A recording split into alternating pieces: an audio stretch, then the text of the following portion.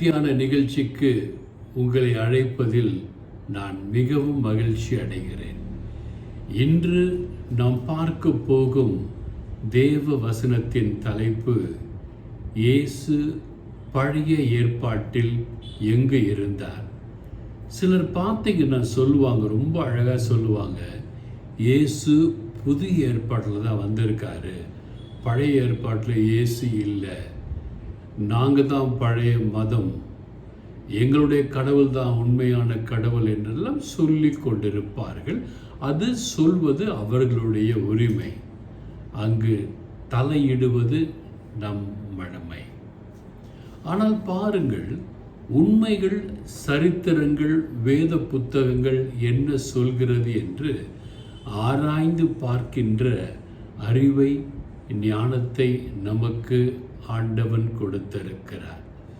பொய்யான உலகில் உண்மை நிலைநாட்டுவது கடினம்தான். காரணம், பொய் அவைகள் எல்லாரையும் எளிதில் கவர்ந்துவிடும். உண்மைக்கு கவரும் உணர்வு சற்று குறைவுதான். இருந்தாலும் உண்மை தாழ்ந்து போகுமே தவிர வீழ்ந்து போகாது. தர்மம் வெல்லும். இயேசு உங்களுக்காக எனக்காக செய்த அற்புதங்கள் ஏராளம். இயேசு சொன்ன சொற்கள் ஏராளம். இயேசு உங்களுக்கும் எனக்கும் சொல்லிக் கொடுத்த படிப்பினைகள் ஏராளம். அதைத்தான் யோவான், ஆண்டவராக இயேசுவுக்கு பிடித்தமான சீடன், ஆண்டவரோடு மிகவும் நட்பில் இருந்த சீடன், யோவானுக்கு எழுதின சுவிசேஷம் 21ஆம் அதிகாரம் 25ஆம் வசனத்திலே தெளிவாக சொல்லுகிறார், இயேசு செய்த அற்புதங்கள் அநேகம், அவைகள் ஒவ்வொன்றாக எழுதினால் உலகம் கொள்ளாது. அதாவது அவ்வளவு நிகழ்வு, உலகமே கொள்ளாத அளவு நிகழ்வுகள் ஆண்டவராக இயேசு கிறிஸ்துவால் ஏற்படுத்தப்பட்டுள்ளது. யோவானுக்கு இந்த சுவிசேஷம் 20ஆம் அதிகாரம் 30ஆம் வசனத்திலே திரும்பவும் சொல்லுகிறார், இயேசு செய்த காரியங்கள் அநேகமாக இருக்கிறது, அவர் பேசின பேச்சுக்கள் அநேகமாக இருக்கிறது, அவைகளை எல்லாம் நான் எழுதுவேனாகில் உலகம் கொள்ளாது. எழுதி இருக்கிறவைகள் நீங்கள் இயேசுவை விசுவசித்து இவரே தெய்வம் என்று ஏற்றுக்கொள்வதற்காக எழுதப்பட்டது என்று யோவான் சொல்லுகிறார். யோவானுக்கு இந்த சுவிசேஷம் 17ஆம் அதிகாரம் 5ஆம் வசனத்தை பார்க்கும் பொழுது, பிதாவே, உலகம் உண்டாயிருந்த மகிமையிலே இப்பொழுது நீர் என்னை உம்மிடத்தில் மகிமைப்படுத்தும். உலகம் உண்டாயிருந்த முன்னமே, பாருங்க, இது இயேசு கிறிஸ்து உலகம் உண்டாயிருந்த முன்னமே இருந்திருக்கிறார், என்னை மகிமைப்படுத்தும். இப்பொழுது நான் மகிமை இல்லாமல் மனித அவதாரத்திலே இருக்கிறேன் என்று இயேசு சொல்வதை நாம் உணர்கிறோம். அப்படி என்றால் இயேசு எங்கிருந்தார் என்று பார்க்கும் பொழுது, அவர் ஆதியிலே வார்த்தையாயிருந்தார். யோவானுக்கு எழுதின சுவிசேஷம் 14:9 பார்க்கும் பொழுது, என்னை கண்டவன் பிதாவை கண்டான், அப்படியிருக்க பிதாவை எனக்கு காண்பியும் என்று நீ சொல்வது எப்படி என்று கேட்கிறார். இயேசு யாரை பார்த்து கேட்கிறார்னா, பிலிப்பை பார்த்து கேட்கிறார். பிலிப்பு, பிதாவை காட்ட சொல்றியே, என்னை கண்டவன் பிதாவை கண்டவன் என்று பிலிப்புக்கு ஆண்டவர் தெளிவாக சொல்லுகிறார். இதே யோவானுக்கு சுவிசேஷம் 13ஆம் அதிகாரம் 3ஆம் வசனத்தை பார்க்கும் பொழுது, தம்முடைய கையில் பிதா எல்லாவற்றையும் ஒப்பு கொடுத்தார் என்பதையும், தாம் தேவனிடத்திலிருந்து வந்ததையும் தேவனிடத்திற்கே போகிறதையும் ஆண்டவர் சொல்லுகிறார். அந்த இயேசுவின் கையில் பிதா எல்லாவற்றையும் ஒப்பு கொடுத்திருக்கிறார். ஆங்கிலத்தில் சொல்ல வேண்டுமேயானால், all authority in heaven is given to Jesus Christ. அந்த இயேசு கிறிஸ்துவுக்கு சகல அதிகாரமும் கொடுக்கப்பட்டிருக்கிறார். அவர்தான் தேவன் என்று சொல்லுகிறார். அதையே அவர் யோவானுக்கு எழுதின சுவிசேஷம் 10ஆம் அதிகாரம் 40ஆம் வசனத்திலே ஆண்டவர் தெளிவாக சொல்லுகிறார், நானும் பிதாவும் ஒன்றாக இருக்கிறோம். முஸ்லிம்ஸ் நிறைய பேர் உங்களை டெஸ்ட் பண்ணுவாங்க.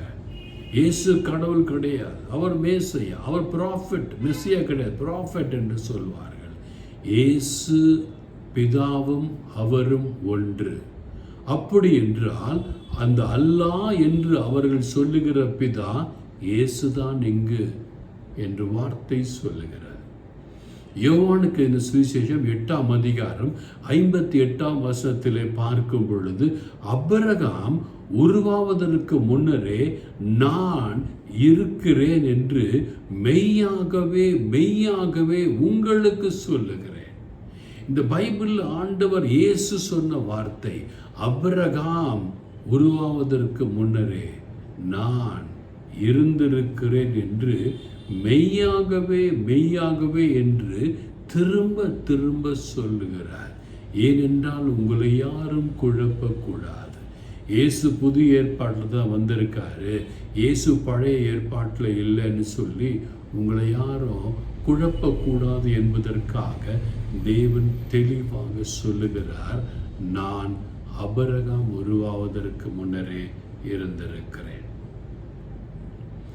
யோவானுக்கு சுவிசேஷம் 8ஆம் அதிகாரம் 12ஆம் வசனத்திலே இயேசு ஜனங்களை நோக்கி, நான் உலகத்திற்கு ஒளியாய் இருக்கிறேன் என்று சொல்லியிருக்கின்றார். ஒரு சில மலைகளின் மேலே தீபத்தை எழுப்பி எண்ணெயெல்லாம் ஊற்றி, கொப்பரை தேங்காயெல்லாம் ஊற்றி கொளுத்தி வச்சு ஆண்டவன் பார்க்கிறார், ஆண்டவன் ஒளியாய் இருக்கிறார் என்று சொல்லுவார்கள். இங்கு பார்த்தீங்கன்னா இயேசு சொல்கிறார், ஜனங்களை நோக்கி உலகத்திற்கு ஒளி நான் தான். ஸோ எங்கெல்லாம் ஒளியை நீங்கள் வழிபடுகிறீர்களோ அங்கெல்லாம் தெரிந்தோ தெரியாமலோ இயேசுவை வழிபடுகிறீர்கள். ஒரு விளக்கை கொளுத்தி நீங்கள் கும்பிட்டா கூட அது இயேசுவை கும்பிடுவதற்கு சமம். ஏனென்றால் ஒளி இயேசுதான் என்று சொல்லுகிறார். யோவானுக்கு இந்த சுவிசேஷம் 1ஆம் அதிகாரம் 10ஆம் வசனம், அவர் உலகத்தில் இருந்தார், உலகம் அவர் மூலமாய் உண்டாயிற்று. இந்த உலகத்தில் இருக்கிற ஒவ்வொரு காரியமும், பூமி, நீர், நீரில் உள்ள உயிரினங்கள், நிலத்தில் உள்ள உயிரினங்கள், வானில் பறக்கும் ஒவ்வொரு உயிரினங்களும் அவர் மூலமாய் உண்டாயிற்று என்று யோவானுக்கு எழுதின சுவிசேஷம் 1ஆம் அதிகாரம் 10ஆம் வசனம் தெல்ல தெளிவாக சொல்லி கொடுக்கிறது. ஆனால் உலகம்தான் அவரை அறியலை, உலகம் பார்க்கல. ஏனென்றால் உலகம் பல்வேறு தெய்வங்களை வழிபட்டு கொண்டிருந்த காரணத்தினாலே உண்மையான தெய்வம் யார் என்று உலகம் அறியவில்லை என்று ஆண்டவராகிய இயேசு கிறிஸ்துவினுடைய வசனம் தெளிவாக சொல்லுகிறது.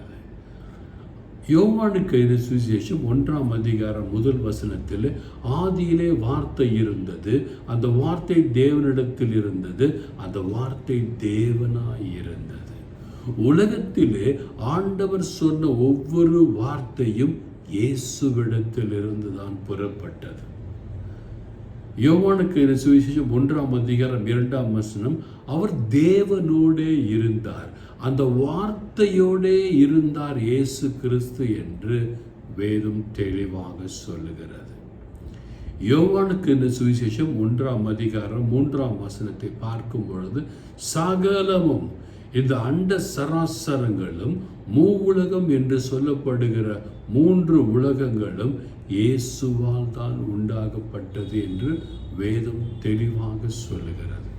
எனவே எனக்கு பிரியமான என் அன்பு சகோதரனே, சகோதரி, நீங்கள் ஒவ்வொருவரும் இந்த ஆண்டவராகிய இயேசு கிறிஸ்துவனுடைய வார்த்தையை கொஞ்சம் படித்து தான் பாருங்களேன்.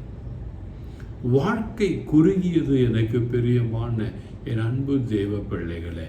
இந்த வாழ்க்கை நீங்களும் நானும் வாழும் பொழுது ஆண்டவரை ஏற்றுக்கொண்டு நல்ல கல்வனை போன்று, ஆண்டவரே என்னை நினைத்து அருளும் ஆண்டவரே என்று நீர் ஆண்டவரிடத்தில் மன்னிப்பு கேட்பீர்களே ஆனால் உங்களுக்கு பரலோகம் கிடைக்கும் அல்லவா? எந்த ஒரு மதத்திலும் பரலோகம் நிச்சயமாக கிடைக்கும் என்று சொல்லப்படவில்லை. இயேசு கிறிஸ்து சொல்லியிருக்கிறார், இன்றே என்னோடு நீ வான்வீட்டில் இருப்பாய். ஒரு நல்ல கல்லனை திருந்திய காரணத்தினால் அவன் நல்ல கல்லன் என்று அழைக்கப்படுகிறான். அந்த நல்ல கல்லனை பார்த்து இன்றே என்னோடு வான்வீட்டில் இருப்பாய் என்று சொன்ன இந்த இயேசு கிறிஸ்து இன்று உங்கள் ஒவ்வொருவரையும் பார்த்து, எனக்கு பிரியமான மகனே மகளே, நான் உன்னை நேசிக்கிறேன். இந்த உலகத்தை நான் உண்டாக்கினேன். உன்னை மிகுந்த நேசிக்கிற காரணத்தினாலே உன்னை அன்பு கூறுகிறேன். உன்மேல் நான் பிரியமாக இருக்கிற காரணத்தினாலே என்னிடத்திலே வருவாயா? என் வார்த்தையை கேட்பாயா? என்னை ஏற்றுக்கொள்வாயா? நான் உனக்கு பரலோக பதவியை கொடுக்கிறேன் என்று இயேசு சொல்லுகிறார்.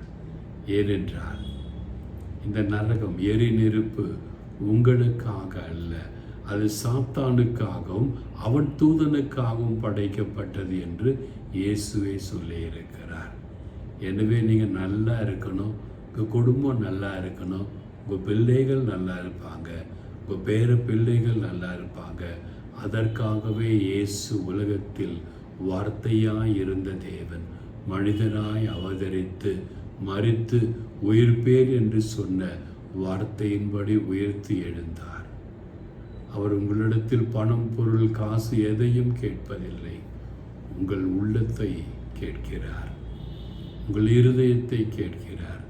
ஆண்டவருக்கு உங்கள் இருதயத்தை கொடுத்து தான் பாருங்களேன், நீங்கள் நல்லா இருப்பீங்க, உங்கள் குடும்பம் நல்லா இருக்கும், உங்கள் பிள்ளைகள் நல்லா இருப்பாங்க, உங்கள் பிள்ளைகள் நல்லா இருப்பாங்க. God bless you all. தயவு செய்து உங்களை வேண்டி விரும்பி கேட்டுக்கொள்கிறேன். இன்று கேட்ட ஒவ்வொரு வசனங்களும் யாரையும் புண்படுத்தும் நோக்கத்தில் அல்ல, வேதத்தை தெளிவாக தெரிந்து கொள்ள வேண்டும் என்கின்ற காரணத்தினாலே உங்களுக்காக செபித்து கொடுக்கப்படுகிற இந்த வேத வசனங்களை எடுத்துக்கொண்டு நீங்கள் நல்லா இருக்கணும். ஆட்சியாளர்கள் நல்லா இருக்கணும். ஒவ்வொரு அரசு ஊழியர்களும் அரசு அதிகாரிகளும் நல்லா இருக்கணும்.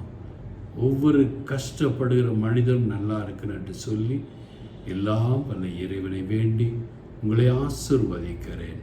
God bless you all.